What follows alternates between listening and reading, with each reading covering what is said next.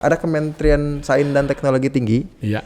Ini punya wacana SMA unggulan Garuda. Iya. Ini gimana, Bang? Saya mendengar juga nih ya, nanti Kemdikdasmen akan membuat juga nanti sekolah unggulan. Oh, ini pengelolaannya nanti akan ramijut ya, kalau bahasa orang Bogor itu akan ruwet gitu. SMA unggul Garuda itu memang sudah ada perpresnya.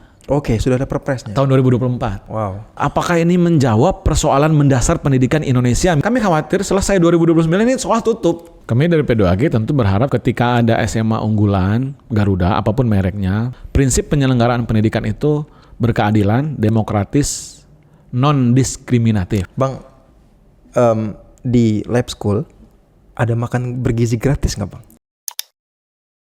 Kembali lagi dengan kita di podcast Jaga Asa. Hari ini bersama saya Farhan Nugraha. Ini masih dalam rangka 100 hari kerja pemerintahan Prabowo Gibran. Nah, hari ini sudah bersama kita, ini saya nggak tahu nih, pengamat pendidikan, praktisi pendidikan, atau gimana? Bang Satriwan Salim. Siap. Sehat, Bang? Alhamdulillah, Mas Farhan. Alhamdulillah. Sekarang sibuk apa, Bang? Ya, kalau pengamat kayaknya enggak ya. Saya lebih nyaman itu di media-media ditulisnya ya Koordinator Nasional P2AG. Koordinator Nasional kalau P2AG. sehari-hari ya praktisi kita kan. Praktisi, kita mengajar gitu. Tapi yang jelas kalau pengamat mungkin terlalu tinggi kali ya gitu. Mengajar di lab school. Iya. Lab school Rawamangun, Bang ya. Betul. Ngajar apa, UNJ Bang? ya. Ngajar apa, Bang? Pendidikan Pancasila, kewarganegaraan. Pendidikan Pancasila dan kewarganegaraan. Iya. Oke. Bang, di lab school ada makan bergizi gratis nggak, Bang? Oh, kalau MBG ya. MBG. Iya, beberapa hari lalu saya diundang di TVRI bersama Kepala Badan Gizi itu ya, Prof. Dadan BGN, ya. okay. BGN. Kita diskusi, ya kami di P2AG menyoroti juga, dimintai pendapat. Iya, di lab school jelas tidak. Iya kan? Tidak Karena ada, mungkin secara ekonomi orang tuanya bisa ya menyiapkan makan bergizi gratis di rumah gitu ya. Jadi untuk sekarang saya rasa pemerintah pusat pun memprioritaskan daerah-daerah tertentu ya, atau sekolah-sekolah tertentu yang jadi target gitu kan, berdasarkan data dari Dinas Pendidikan setempat. Oke, berarti ini sekaligus menjawab pertanyaan netizen juga, Bang, karena memang dengan bergulirnya MBG ini yang dimulai 6 Januari ya, berarti hampir 1 bulan per hari ini, atau di saat video ini di take itu banyak juga netizen nanya, Bang, ini kira-kira sekolah-sekolah yang tanda kutip bukan sasaran stunting dapat nggak? Nah, ternyata dijawab salah satunya di lab school enggak. Ya. Nah, terus soal MBG, kira-kira dari teman-teman P2AG yang mengajar di, atau mungkin ada catatan tersendiri P2AG soal MBG sejauh ini sudah seperti apa, Bang? Ya, ini menarik. Ya mungkin ini data di lapangan ya. Kami kan jaringan P2AG di lebih dari 20 provinsi di Indonesia. Tapi belum 38 provinsi juga ya, karena agak sulit misalnya di provinsi-provinsi baru di Papua itu. Nah, laporan dari teman-teman memang ada persoalan terkait dengan distribusi ya, kayak di daerah-daerah 3T gitu ya. Masih ada yang belum dapat misalnya gitu. Kemudian yang kedua adalah pelibatan dari, ini banyak banget dimasukkan, pelibatan dari stakeholder khususnya ibu-ibu kantin. Nah, memang mereka nggak terlibat, bahkan tolong disuarakan katanya di gara-gara MBG ini ada penurunan omset. Ada yang 50%, bahkan ada 80%. Wow. 80%. Nah itu. Nah yang ketiga adalah kami dari P2AG berharap aktivitas MBG ini tidak hanya sekedar aktivitas fisik atau biologis, sekedar makan aja. Tapi ini hendaknya bisa dikombinasikan, dikorelasikan dengan kegiatan pembelajaran. Contohnya apa tuh? Contoh, misalnya untuk SD, PAUD gitu ya. Ini bisa menjadi bahan observasi, kemudian pembelajaran kontekstual, metode pembelajaran kontekstual, bagaimana anak-anak memahami mulai dari proses dari dia benih padi gitu ya, sampai jadi padi, kemudian dipanen, dijual ke kota, sampai kalau di Jakarta sampai ke Keramat Jati misalnya, sampai jadi nasi, sampai dimakan di sekolah. Prosesnya seperti ada proses seperti apa? Nah, ini bisa diintegrasikan ke mata pelajaran. Gitu ya. Menarik. Lebih tinggi lagi jenjang sekolahnya misalnya SMP gitu ya. Ini bagaimana keterlibatan semua pihak-pihak yang penting. Ada petani di situ. Hulu ke hilir. Dari hulu ke hilir. Itu dikaji secara komprehensif. Ya. Lebih tinggi lagi jenjangnya SMA atau madrasah aliyah atau SMK, ini bisa menjadi ngomongin nilai ekonomis mungkin. Nilai ekonomis, bahkan ada paradoks gitu. Di dalamnya kita negara agraris, tapi kok impor. Ini kok impor. Itu saya pikir sangat menarik kalau dibahas di dalam proses pembelajaran. Jadi benar. mengkorelasikan aktivitas MBG dengan proses pembelajaran di kelas. Tidak hanya aktivitas makan gitu ya. Iya benar. Di SD atau PAUD bisa juga bagaimana menanamkan nilai-nilai peduli lingkungan, hidup bersih. Karena misalnya anak-anak mau makan itu kan cuci tangan dulu gitu ya. Kemudian baca doa, selesai makan piring peralatannya itu harus dikemanakan gitu ya. Nah, ini saya rasa bisa diintegrasikan oleh guru-guru dalam proses pembelajaran. Jadi tidak hanya aktivitas ini makanan, kemudian disuap, habis itu selesai berdoa, udah habis itu belajar lagi. Habis itu bungkus. Nah, termasuk juga misalnya bisa diintegrasikan dalam konteks bagaimana daerah-daerah itu atau suku-suku tertentu mengangkat pangan-pangan lokal mereka. Pangan lokal, betul. Ini bisa guru IPS bisa, benar nggak? Guru IPA bisa, bahkan ke matematika bisa. Benar. Jadi atau muatan lokal. Nah, jangan sampai semuanya dinasikan gitu ya. Maksudnya tidak mengangkat, jangan diseragamkan, dihomogenisasi, tapi justru mengangkat pangan lokal, ada sagu misalnya atau ada jagung gitu. Betul. Dan itu menjadi local wisdom juga, pasti ada filosofisnya juga, ada nilai ekonomisnya juga. Nah, ini bagi kami akan lebih menarik kalau aktivitas makan bergizi gratis tidak hanya sekedar aktivitas biologis, yaitu menyuap nasi, habis itu selesai, habis itu ya udah gitu. Karena memang secara umum memang saya kira semuanya sepakat, Bang. Kalau program makan bergizi gratis ini program yang bagus, benar-benar quick wins, ya. Sasaran stunting iya, sasaran multiplier effect ekonominya iya.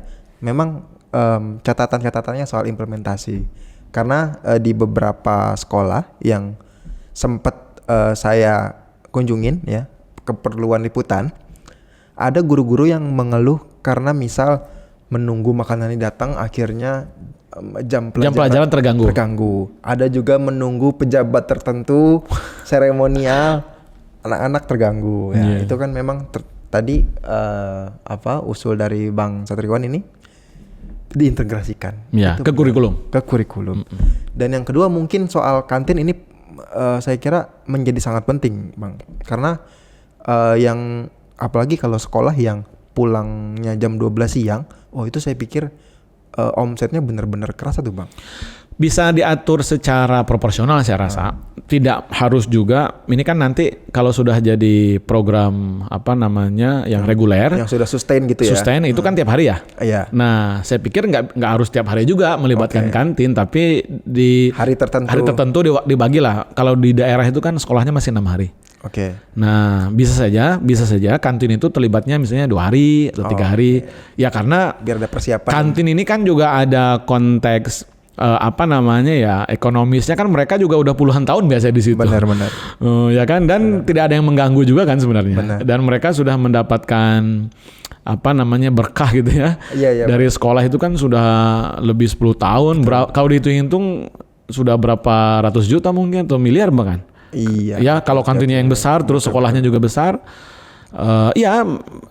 Walaupun ada isu katanya mau dipajakin ya kalau di DKI Jakarta katanya gitu.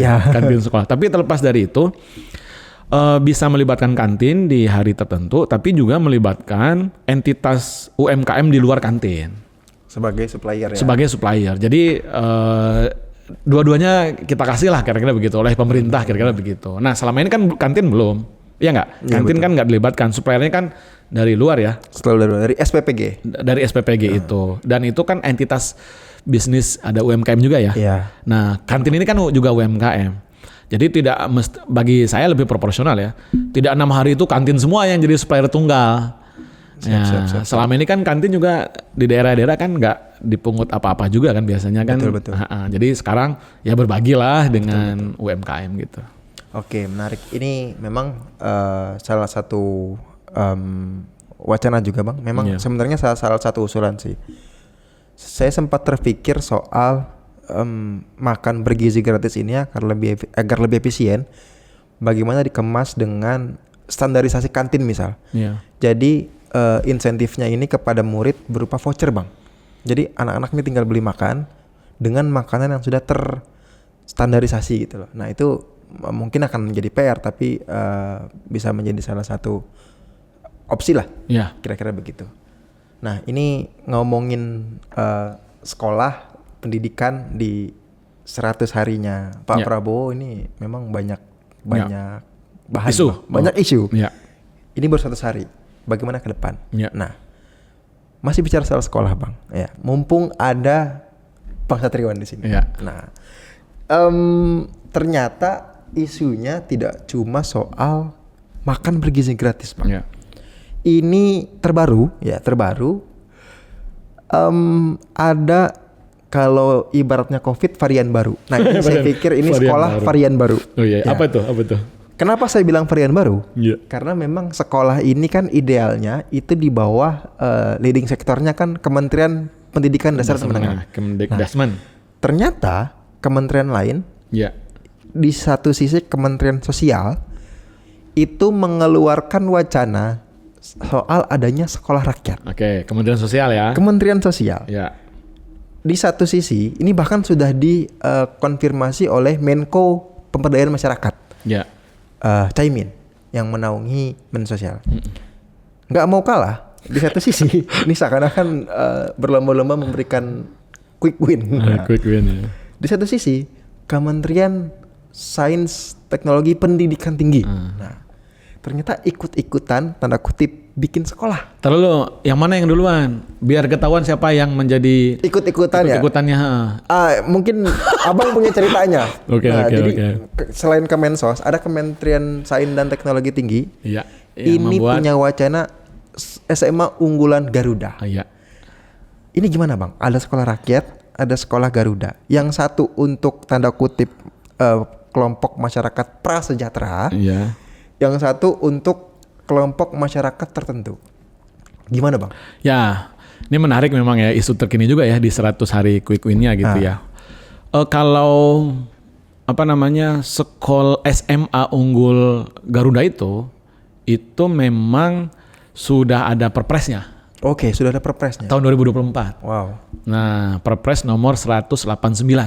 189. Tahun 2024 tentang Kementerian sudah ada payung hukumnya tentang Kementerian Dikti Saintek tadi. Oke. Ya kalau tidak salah di pasal 36 apa ya, nanti saya sambil lihat lagi. Oke. Nah, perpres ini mengatur mengenai Kementerian Pendidikan Tinggi, Sains dan Teknologi. Nah, dijelaskan bahwa mereka berwenang untuk menyelenggarakan kira-kira gitu ya sekolah yang fokus kepada sains teknologi gitu yang disebut sekolah unggulan itu. Oke. Nah, kemudian kan gercep nih karena anggarannya juga sudah ada, saya rasa gitu.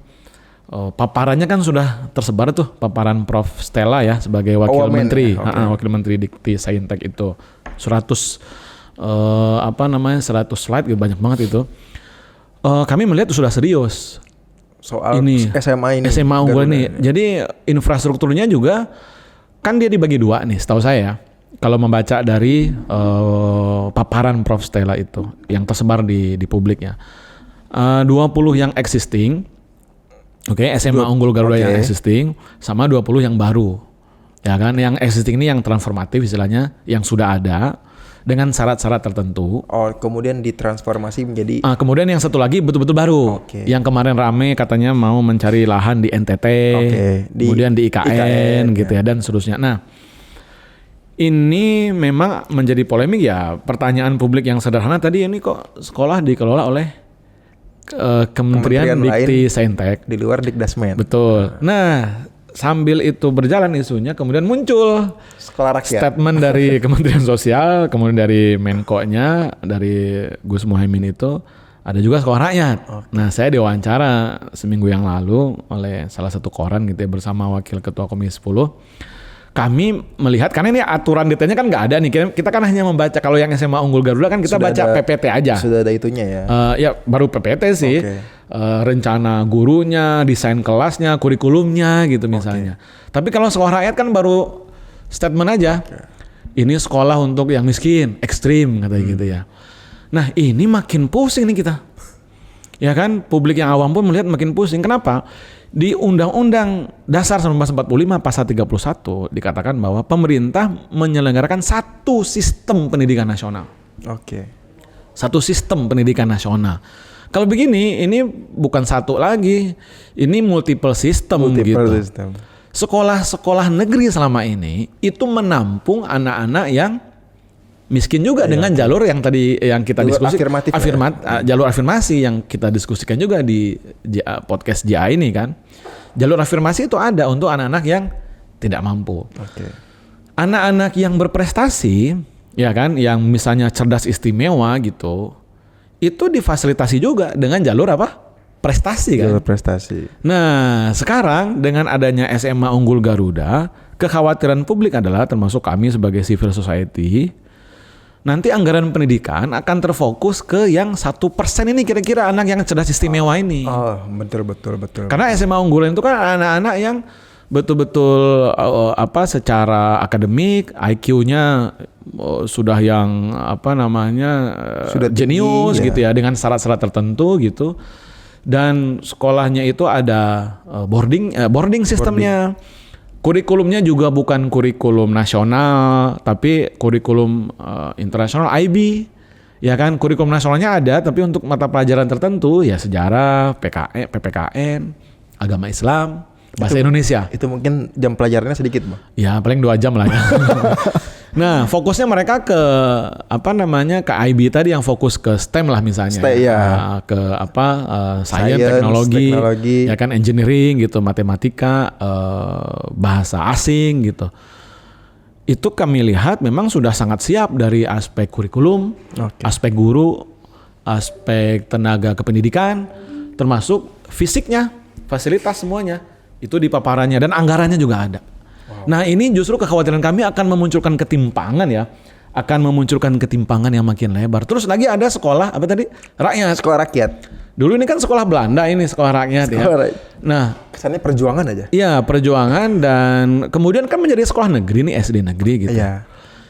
Jadi kenapa harus dipisah gitu ya? Bukankah nanti ini akan menciptakan segregasi yang makin besar, bahkan menciptakan stigma.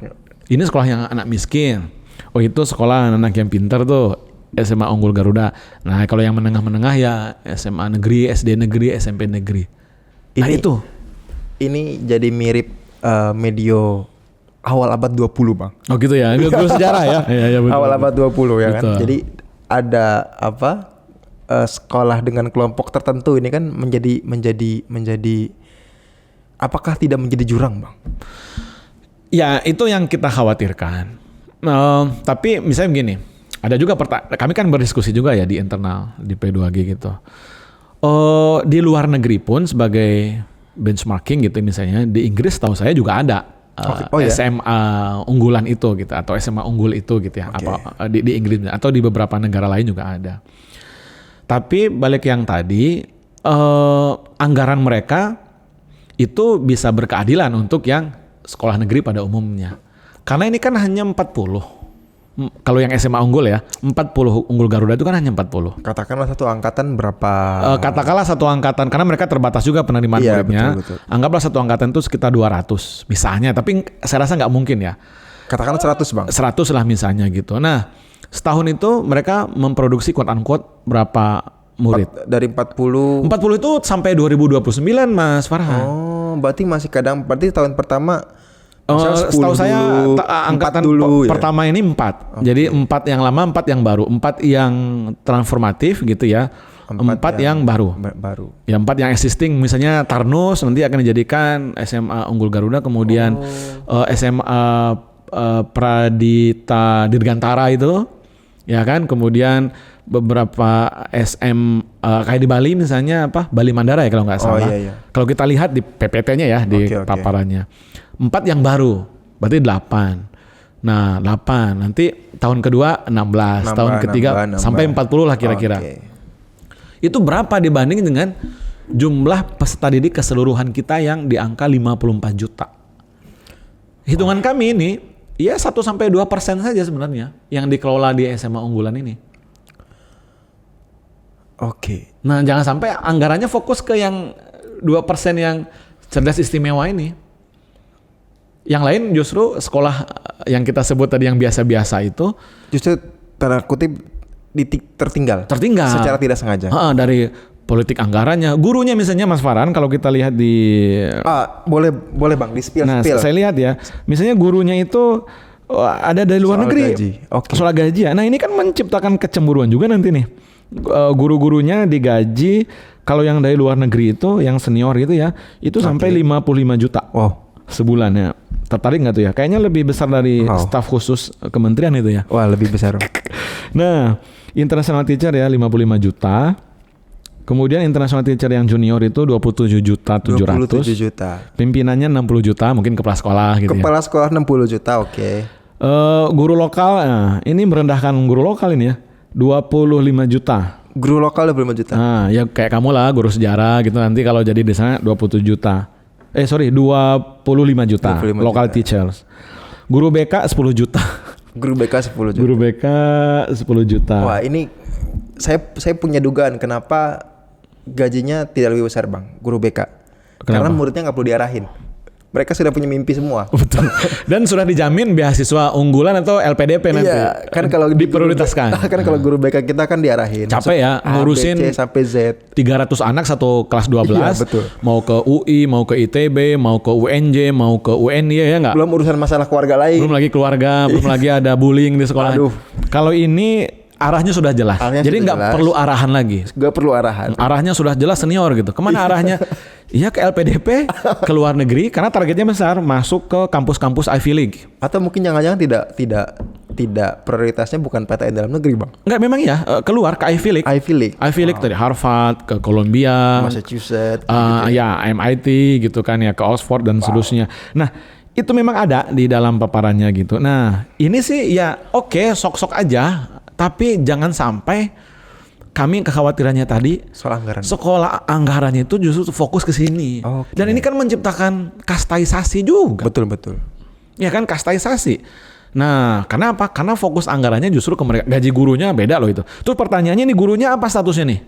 Apakah PNS? Kalau PNS nggak segini gajinya. PNS itu gaji pokoknya ada peraturan sendiri. Iya, betul.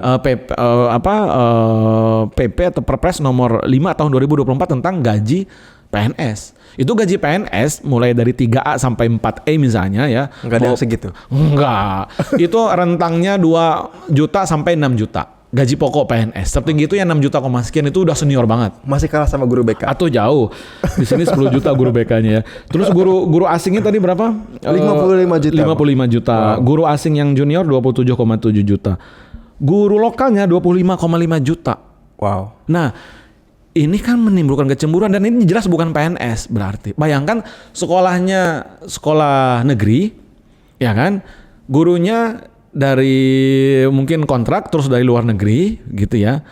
Nah, sedangkan sekolah-sekolah itu juga tidak semuanya statusnya negeri.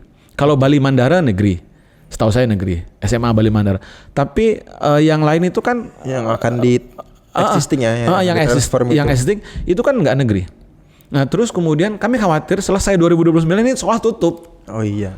Iya kalau betul. Pak Prabowo terpilih lagi ada kontinuitas gitu ya. Kalau ada dinamika lain ya. Iya berhenti gitu. Nah jadi ini quick win tapi ya coba diperhitungkan lagi gitu ya. Apakah ini menjawab persoalan mendasar pendidikan Indonesia misalnya? Bagaimana literasi numerasi kita itu rendah menurut PISA. Oke. Bagaimana human capital index kita yang juga rendah. Bagaimana misalnya banyak sekali tadi persoalan ada 4 juta anak yang tidak sekolah. ATS kita 4 juta sampai 2025 ini. Oke. Angka tidak sekolah anak-anak Indonesia. Anak tidak sekolah 4 juta. Nah, harusnya kan fokus ke hal-hal yang fundamental ini. Atau mungkin kalau ada alternatif anggaran lain Bang ya. Selain dari APBN itu kira-kira agak impossible Bang. Iya, kalau lihat dari skema postur anggarannya APBN semua ini. APBN semua. APBN semua gitu. Ya kan, ya mereka nggak pakai dana BOS gitu ya tentu. Karena khusus itu kan berasrama mereka kan gitu. Jadi, nah di sisi lain ada sekolah rakyat. Nah, sekolah rakyat Bang. Nah, jadi kan akhirnya kan fis akhirnya kan. Kalau ini belum ada ya, soal bahkan rancangannya pun belum ada Bang ya. Ini baru bab niat kayaknya. Baru bab niat ya. Baru judul. Baru judul. Kalau kata anak Kalau baru skripsi judul. itu baru habis judul ditinggal. Iya. Gitu, bab niat kayaknya judul masih mending ya. Baru bab niat akan membuat sekolah rakyat untuk anak-anak miskin ekstrim kata gitu. Akan polanya berasrama juga. Tapi kami belum lihat kalau SMA Unggul Garuda ini sudah maju sekian langkah lah, karena sampai desain sekolahnya sudah dibuat.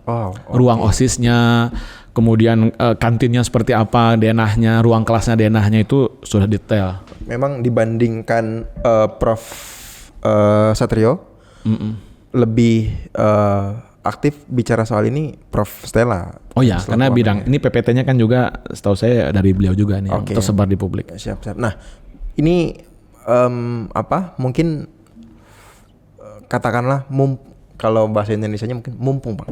Mumpung di satu sisi sekolah rakyat masih bab niat, sekolah Garuda pun masih merancang. Kira-kira ada catatan strategis dari P2G? Kami dari P2G tentu berharap satu, dalam mengelola pendidikan kan harus mengacu kepada konstitusi kita. Itu jelas ya, pasal 31 tadi. Nah, ketika ada SMA unggulan Garuda apapun mereknya, lalu ada sekolah rakyat, di Undang-Undang Sisdiknas turunan dari pasal 31 Undang-Undang Dasar 45, prinsip penyelenggaraan pendidikan itu berkeadilan, demokratis, non-diskriminatif. Non-diskriminatif. Itu jelas itu ya di pasal 3 pasal 4 Undang-Undang Sisdiknas, Undang-Undang Nomor 20 Tahun 2003. Nah, pertanyaan kita tadi kan ini justru akan menciptakan segregasi sosial yang makin tinggi kan. Ini Garuda ini anak-anak yang pintar saja, yang kaya-kaya, karena tidak semuanya gratis juga di sistem. Mereka punya sistem PPDB sendiri. Jadi ada untuk yang secara IQ dengan rapot sekian, dengan tes, ada tes sendiri gitu ya. Ada alokasinya, kemudian yang jalur prestasi sebut itu ya. Ada jalur afirmasi yang tidak mampu juga ada. Atau Bang, mungkin mirip kalau hari ini mirip Man Insan Cendekia. Begitu Man IC. Sebenarnya mirip-mirip Man atau Insan SMA Tamrin kalau di DKI. Semanu. Betul, atau Man IC yang sudah 24 atau 25 ya se-Indonesia. Memang seperti itu. Kayak gitu ya, dikumpul dari yang terbaik. Dikumpul dari yang terbaik, berasrama gitu ya. Memang kita sudah ada itu. Nah, cuman pengelolaannya kan jelas ya, madrasah di Kemenak lah, ini di Kemdikti Saintek. Nah, saya mendengar juga nih ya, nanti Kemdikdasmen akan membuat juga nanti sekolah unggulan. Nah, Kemdikdasmen nanti akan tergoda juga kan membuat sekolah unggulan SD, SMP, SMA yang mereka membuat kualifikasi syarat-syarat tertentu juga. Atau masa Kemdikti Saintek punya SMA Unggul Garuda? Kita nggak punya. Kemdikdasmen nggak punya. Nanti buat juga gitu kan. Nah, jadi ini mungkin katanya jangan-jangan ini belum dalam kebaikan meren ya. Fastabikul khairat. Fastabikul khairat. Ya kan. Jangan sampai Kemdikdasmen justru yang bikin kampus Bang. Nah, jadi ini pengelolaannya nanti akan ramijut ya, kalau bahasa orang Bogor itu akan ruwet gitu ya. Nah, semoga itu nggak terjadi itu ya. gitu. Terjadi, kami sok aja lah Dikti karena perpresnya udah ada. Perpresnya udah ada 189 tadi. Dia membuat SMA Unggul Garuda. Tetapi jangan sampai fokusnya pemerintah itu hanya kepada SMA Unggul Garuda saja. Itu kan hanya 1-2% anak-anak yang cerdas istimewa itu. Iya kan? Sedangkan yang 98-nya bagaimana? Ya bisnis as usual aja, jangan-jangan. Bagaimana 4 juta anak tidak sekolah itu bisa bersekolah? Bagaimana literasi numerasi sainsnya itu bisa naik? Itu kan mestinya yang dijadikan indikator ya. Indikator gitu. Terus ini sebenarnya di Quick Win ada sekolah-sekolah kita yang rusak berat, rusak sedang, rusak ringan, ya kan? Itu kan perlu maintenance tersendiri ya. Itu kan mesti dilakukan. Ya diperbaiki, yang direnovasi dan seterusnya. Kesejahteraan guru. Ini kan persoalan di kita.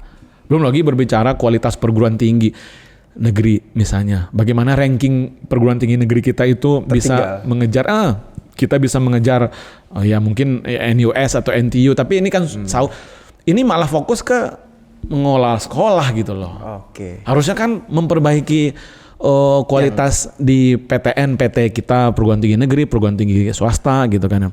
Tunjangan kinerja dosen itu kan belum dibayar tuh, guru dosen-dosen PNS, ASN. Nah jadi ada yang prioritas tapi nggak dilaksanakan. Ini yang sifatnya mubah tapi terus digodok. Nah itu jadi gitulah kira-kira kalau mau kita ngobrol ngalor ngidulnya gitu. Ini kalau kita teruskan bisa-bisa jangan-jangan muncul wacana sekolah baru lagi bang. Saking dan diskusinya juga mungkin panjang ya. Makin panjang. Nah, nanti jadi kultum ya, kuliah terserah antum ya. Bukan 7 menit. Bukan 7 menit. Oke. Abang, makasih banget bang. Siap. Ini menarik. Justru yang menarik itu karena perbincangan hari ini itu menimbulkan pertanyaan-pertanyaan baru lagi bang. Iya. Yang seharusnya bisa dijawab. Memang kita ya mungkin P2G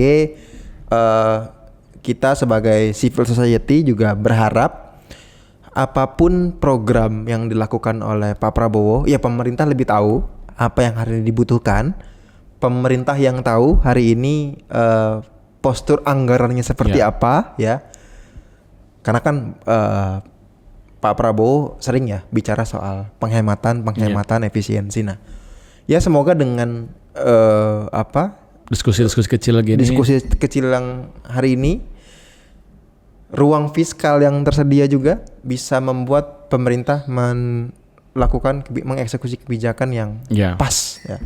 Pun kalau misal ternyata sekolah SMA unggulan Garuda akhirnya betul di launching ya, semoga ini menjadi pilot project. Semoga yang lain nyusul bang ya. Nggak tertinggal gitu. Jadi tanda kutip uji cobanya di sekolah Garuda, kalau ini berhasil, eksperimen kurikulum yang sama sedikit-sedikit bisa lah bang geser-geser ke sekolah-sekolah negeri. Bang, makasih banyak. Siap, sama-sama Mas Farhan. Kita tunggu ini kalau pemirsa nih yang mau kepoin abang bisa cek di mana nih bang? Iya, IG-nya, Facebook-nya Satriwan Salim, klik aja. Oke, Satriwan Salim. Oke. Dan kalau mau menggali lebih dalam, tahu lebih jauh soal P2G, pemikiran Bang Satriwan soal P2G, googling aja. Iya. Oke, terima kasih Bang Satriwan. Sama-sama Mas Farhan. Atas waktunya, terima kasih pemirsa. Sampai jumpa di episode-episode selanjutnya. Jaga Asa Podcast.